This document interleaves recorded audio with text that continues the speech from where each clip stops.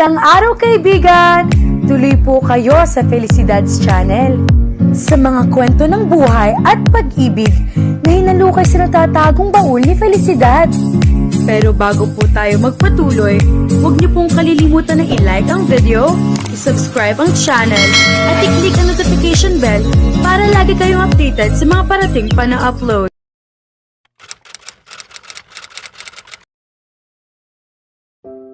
Nang may parada ni Taz ang kanyang sasakyan, napatingin siya kay Odie na nakaupo sa tabi niya. Napangiti siya nang makitang mahimbing pa rin itong natutulog. Mukhang pagod na pagod ang dalaga. Kanina kasi, bago sila umalis sa bahay ni Nagardo, nakipaglaro muna sila ng matagal sa kambal. Matapos niyang magpalipas ng gabi at halos buong araw sa bahay ng mga Suarez, tuluyan na ring bumalik ang kanyang lakas. Saka lamang siya pinayagang umalis ni Odie at Gardo, lalo na ng kambal. Kapag nagsanib puwersa ang mga ito, talagang mahirap silang tanggihan. Sumama si Odie kay Taz pabalik sa condo unit nito upang kunin ang mga gamit niya. Bahagyang nalungkot si Taz sa ideyang iyon, ngunit alam niyang wala siyang karapatang pigilan ang dalaga at pakiusapang manatili sa kanyang bahay, lalo na't wala na roon ang kambal. Marahan niyang nyugyog ang balikat ni Odie. Ayaw sana niyang gambalain ang tulog nito, ngunit baka sumakit ang katawan nito sa ganoong posisyon. Odie, gumising ka na. Kung inaantok ka pa, doon ka na muna matulog sa loob ng bahay. Umungol si Odie bilang protesta. Napakaantok ko pa. Ayokong gumalaw. Kung talagang inaantok ka, maaari naman kitang buhatin. Napangiti si Odie ngunit hindi pa rin nagmulat ng mga mata. Parang napakatuksong pakinggan yan. Mahinang natawa si Taz. Bumaba siya ng sasakyan at umikot sa bahagi ng upuan ng pasahero. Binuksan niya ang pinto at maingat na binuhat si Odie palabas ng kotse. Hindi naman nagreklamo ang dalaga. Sa halip ay ipinulupot pa nito ang mga braso sa lig niya. Pagkatapos ay napabuntong hininga ito ng may kasiyahan at ipinatong ang ulo sa kanyang dibdib. Sinipa ni Taz ang pinto ng kotse upang maisara iyon, saka inayos ang pagkakabuhat niya kay Odie. Hindi niya maalis ang ngiti sa mga labi dahil sa kanilang posisyon. Gustong-gusto niya ang pakiramdam na napakalapit nito sa kanya. Hindi ko akalaing may pagka-spoiled ka rin pala, Odie, pabirong sabi ni Taz habang naglalakad papunta sa elevator sa ground floor. Pagod lang talaga ako, antok na sagot ni Odie. Kung nabibigatan ka na sa akin, pwede mo naman akong ibaba. Kaya kong maglakad kahit nakapikit. Hinding-hindi, tutol ni Taz habang bahagyang hinihigpitan ang pagkakayakap sa dalaga. Hindi ka mabigat. Matulog ka lang dyan. Mas lumawak pa ang ngiti ni Taz.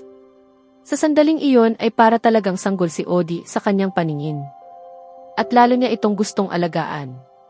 Bigla siyang natigil sa pag-iisip nang maramdaman niya ang may nakatingin sa kanya. Napatingin siya sa paligid ng parking lot, ngunit wala naman siyang nakitang ibang tao. Maging ang mga nakaparadang sasakyan ay tila walang laman. Sa huli ay inisip niyang baka guni-guni lamang niya iyon dahil gabi na. Pagdating ng elevator ay sumakay siya roon, buhat pa rin si Odie na mahimbing na natutulog sa kanyang mga bisig. Hanggang sa ikasyam na palapag ay hindi niya ito ibinaba. Kahit nakakaramdam na siya ng bahagyang pangangalay, masaya pa rin siya. Bakit naman hindi? Literal na nasa kanyang mga bisig ang babaeng gusto niya. Ngunit kinailangan din niyang ibaba si Odie nang makarating sila sa harap ng unit niya dahil hindi niya mabubuksan ang pinto habang buhat ito. Nagkusang bumaba rin naman ang dalaga. Kung pagod ka pa, pwede namang bukas ka na lang umuwi, sabi ni Taz habang papasok sila sa condo unit. Baka nakakaabala na ako sa iyo. Hindi naman.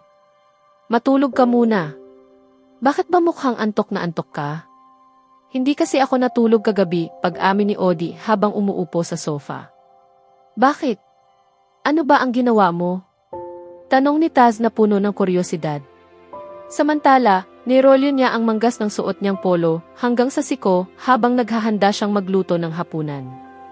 Tinapos ko na ang materyales na kailangan mo para sa kwento namin ni Pluto, sagot ni Odie habang kinukuha mula sa bag ang isang lalagyan ng side. Iniabot niya iyon kay Taz.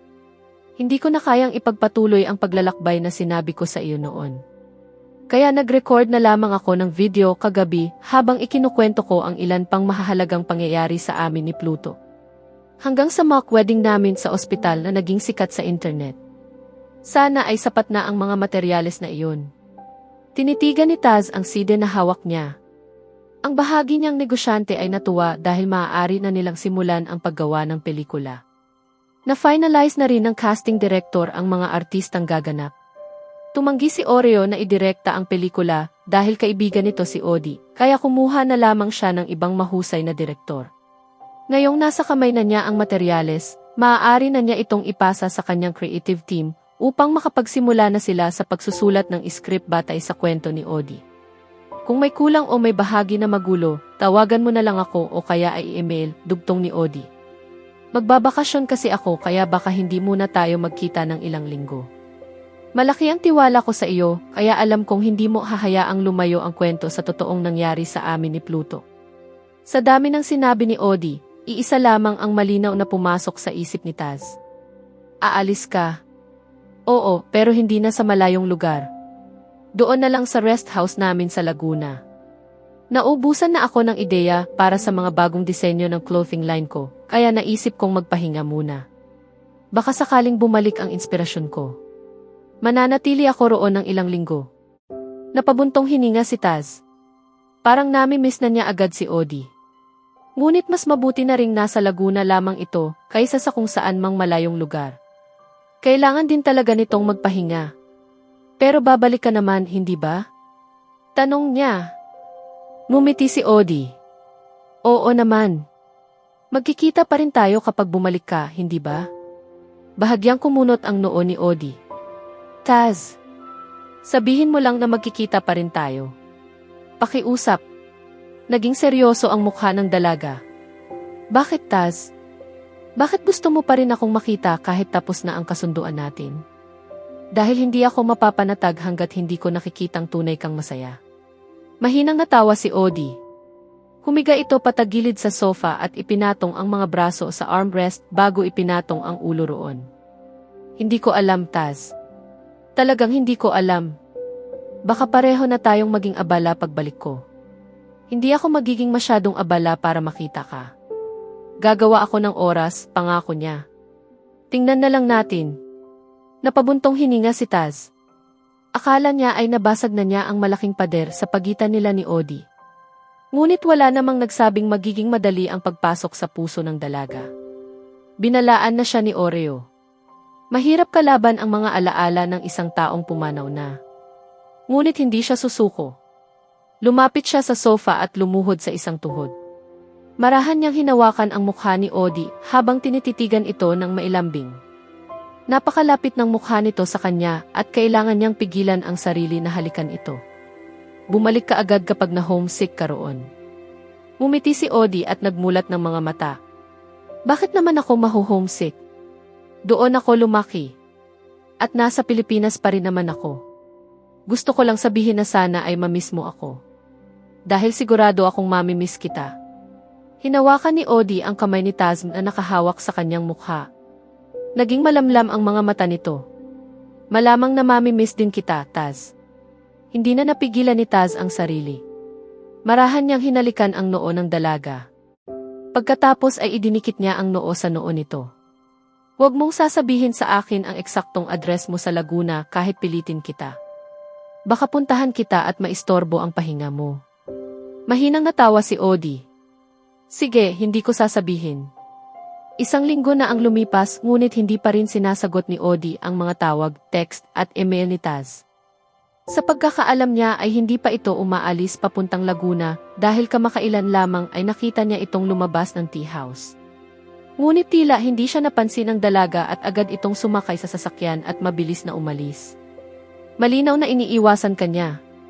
Iyon ang kutob ni Taz, ngunit wala naman siyang maalalang ginawang mali upang layuan siya ni Odi. Alam niyang hindi niya dapat pilitin ang dalaga, ngunit nag-aalala na talaga siya. Nagpasya siyang puntahan ito sa tea house upang makausap. Palabas na siya ng opisina nang masalubong niya si Oreo. Seryoso ang mukha nito.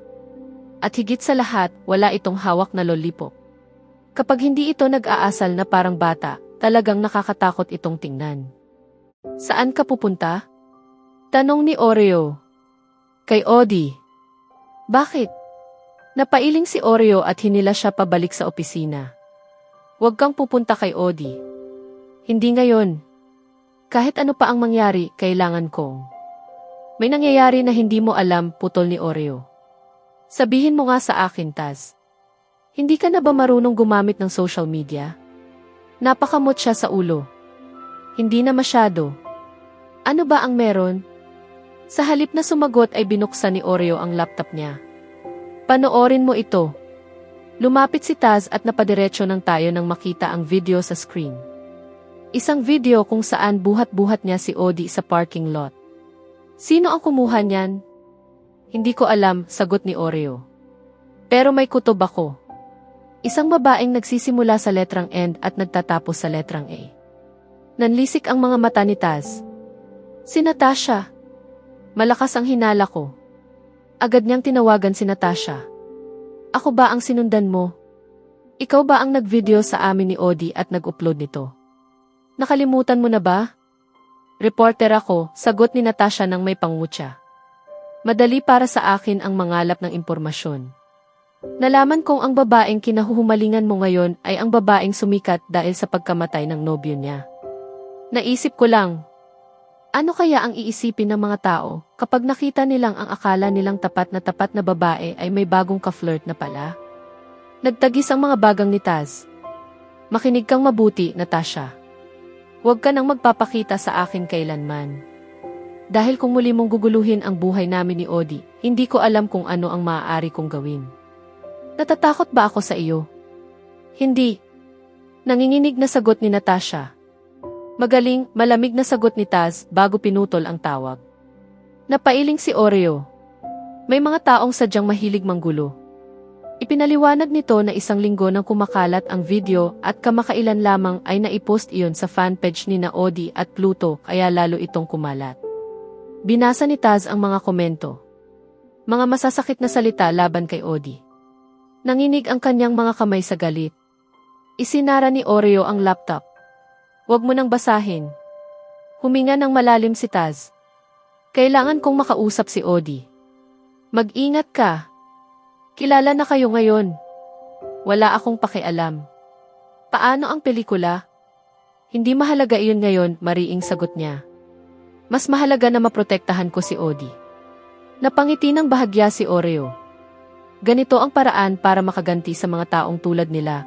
Huwag ninyo silang pansinin at maging masaya kayo. Napabuntong hininga si Taz, ngunit unti-unti siyang kumalma. Tinapik niya ang balikat ng kaibigan. Salamat, pare, iwinasiwas lang ni Oreo ang kamay. Sige na. Puntahan mo na si Odi. Ikaw na umiibig na Ginoo. Sa susunod na kabanata, haharapin ni Taz si Odi upang ipaliwanag ang kumakalat na iskandalo at ang totoong nangyari sa video. Ngunit mas magiging mahirap ang sitwasyon dahil hindi lamang ang opinyon ng mga tao ang kailangang labanan nila, kundi pati ang mga sugat sa puso ni Odi na muling nabuksan dahil sa panghusga ng iba. Kaya abangan natin